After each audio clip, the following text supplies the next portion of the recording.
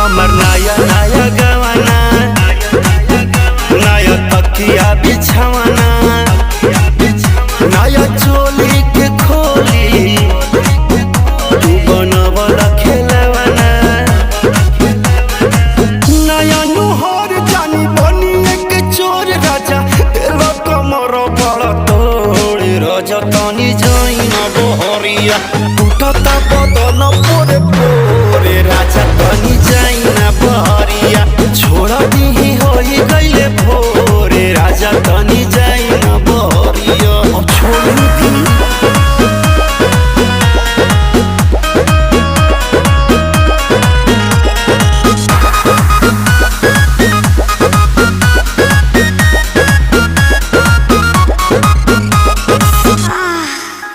खाई गईला उठल